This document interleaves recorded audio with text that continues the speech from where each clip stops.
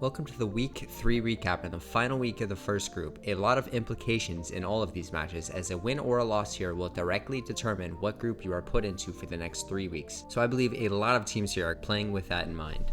First matchup is between the Super Saiyans and the Horizontal Hoopos, where the Saiyans win pretty dominantly, 3-0 with 100% of the pick'ems predicting the Saiyans to win. The Hoopos are going through a difficult patch as they are in ringer purgatory, and until they get a permanent 6th player, I fear that this team will struggle to find any consistency. Super Saiyans looking to compete for that #1 team in the league, and with this win here, I don't really think it changes anything as they beat up a bottom team. It's like a fully grown adult beating a kid in an arm wrestling contest. You're not really impressed. I honestly think everyone on the Saiyans looked pretty good, and that's kind of been what this team is all about the past 3 weeks. No one star stealing the show, but it is Altair winning MVP. Second match of the week was the Chi-Town Chillers against the Adamant Atoms, ending in a 3-1 for the Chillers. The first 3 maps were pretty close, but the Chillers really stepped it up and just decided to dominate in map 4. If we get this version of the Chillers every week, I think this is a scary team. I still believe in the Atoms, and hopefully they have a promising stage 2. Frustrator wins MVP as they had so many clutch moments and got multiple play of the games. Yet again. Yeah, but it's actually the Kiriko going down for a Frustrator on this Freya, picking up the first pick finally for the Chillers. Susu forced out from basket, but it doesn't matter as Frustrator has found a second 3K for the Freya now. The rest of the fight is just clean up at this point. Make it 4 for the Freya. The Arrakis Armadillos take on the Matchtime Dreamers as the Armadillos takes this win in the final match of stage 2, 3-1. 47% of pick'ems for the Armadillos. The Matchtime Dreamers have lost back-to-back games now against very good teams in a pretty difficult group, but as of now they are 1-2, which isn't a great way to start your season. Armadillos continue to grow each week as they look better and better. I think one of the most underrated teams right now as they look to carry this momentum into stage 2. Dreamers ban out Marmelo's Doomfist, but even then he looked good on the ball.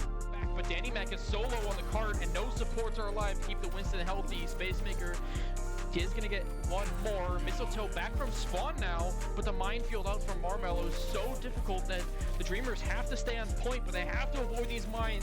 His Reaper also looked very good and then closes out the game on his tried and true Doomfist. Marmelo is the match MVP. The next match is another dominant 3-0 victory for the Seattle Speedsters over the Alaskan Salmon. Another match similar to the Saiyans versus the Hoopos, as a potentially top 1 team beats up a bottom 5 team, and the outcome is exactly what you would expect.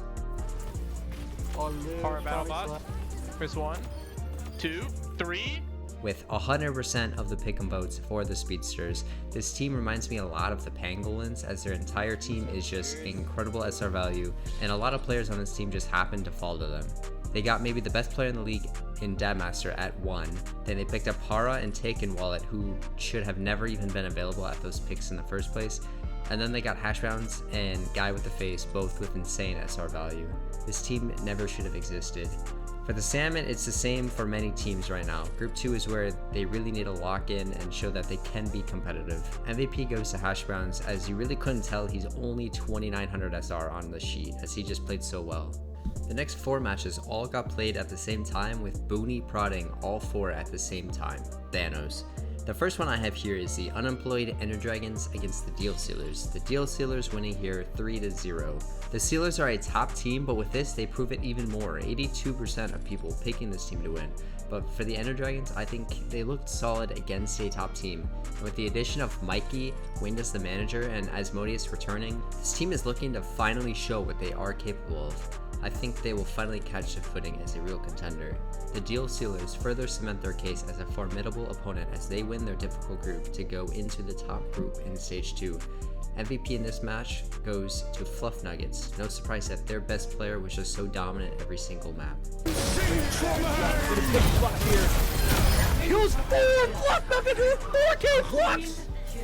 Up next, we have a major upset as it's the Spurt Syndromers beating the Styx Ferrymen 3-1. Not a single person had this team winning. A bottom 5 team looked pretty dominant against a top 5 team. I think those rankings will look to change after this though. I've always thought this Carson guy would hard carry this team, and Carson alone makes his team a competitor.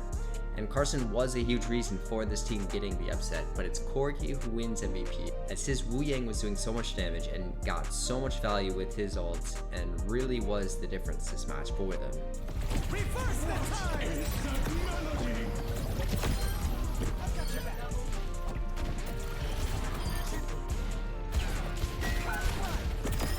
Ferryman took a big step back this week as they just didn't look very good. I'm not quite selling my stocks yet, but it makes me worry. Matsumoto Marshadows lose to the Spaded Aces as the Aces pull off the first reverse sweep of the season. Only 20% had the Aces winning, so this is the second upset of the week. The Aces win their first of the season as Voyager finally makes his debut this season, and getting MVP this match, really making a big impact in achieving the reverse sweep. Goes needs to be made, but Voyager again with the first pick in the hotel. Giving straight to bacon on the Gouda Goats. The speed here from Voyager. Do they find the pick? They do not with the high noon. But now Savior with the spree with the follow. Voyager, a double flashbang! How else would you want to go to map 5 in this series? Ghosted and Didn't You See Me made a ton of hero plays at the start, but slowly started to sizzle out. Very unfortunate season for the Marshadows so far. The last match of Booney ESPN is the Kokomo Keyblade Masters and the hyped up Hylians. The Keyblade Masters, although being 2-0, they beat two inferior teams and didn't necessarily look great against them, but this game here they take the win in a big statement win as a 3-0. Facing a better team here, and this being their best win yet, is very promising for this team. As for the Hylians, the same can be said as they faced against the same two teams. And after this loss, are they really a top 10 team? I'm still not really sold on their stage 2 groups as it looks very middle of the road, so I really need them to win this group for me to view them as a top team. Seikana's been playing very well on this Shion, and at only 3150 SR. Okay, a lot of also being pressed here, actually, but Saikana with 3! Big Brain wins MVP as this lineup with him on tank just looks very good. I think it was a big question mark on who would play tank for this team, but I think the Big Brain tank might be the best for them. Another upset as it's the Oregon Ogre Pond beating the Tulua Toucanets 3-2. Only 6% had the Ogre Pond winning. This game felt like a game of cat and mouse with all the comp swaps. A lot of countering and a lot of questionable comps. We've seen Ball being played a lot more this season, and we're also seeing a lot more Roadhog being played. I really like this Roadhog from SLP in this match. I think the DPS line from both teams looked very good. Intervent on the Toucanets had a lot of clutch plays, and Koi on the Tracer and Tanikby on Echo for the Ogre Ponds on Esperanza each were hard carrying this map.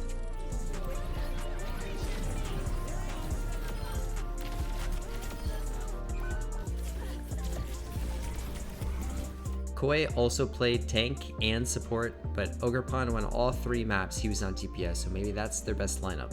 And Koi wins MVP for this match.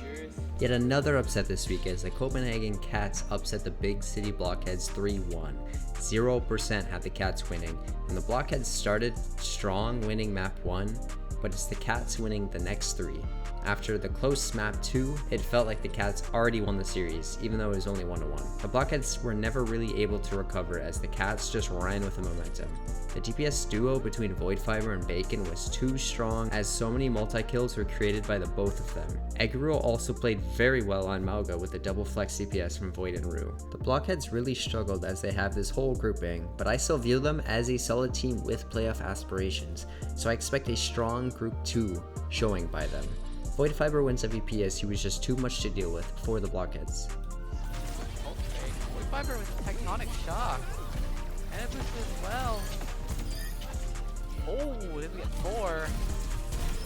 Next up is the Harikite Iko Kitasans taking on the Bergamo Basilisks, where only 38% of the pick'em votes went to the Kitasans, but it's the Kitasans who will go undefeated in Stage 1 with a Map 5 win over the Basilisks. These are probably 2 top teams, but the previous 2 wins were against bottom teams, so this matchup was a good look on if either of these teams are for real, and it was a pretty close matchup.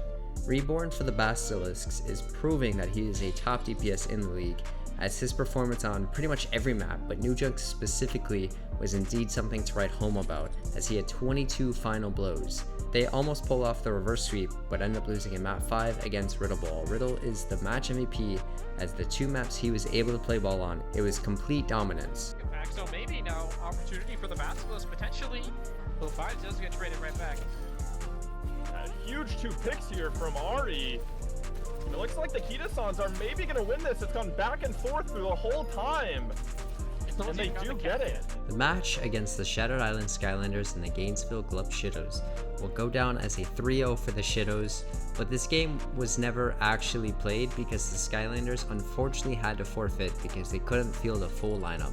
Very bad timing for them, as this is the final week in Stage 1, and this is the final week to determine groupings for Stage 2. And with that, that is all the matches this week. A ton of upsets happening, at least 6 or 7. That's about half the matches.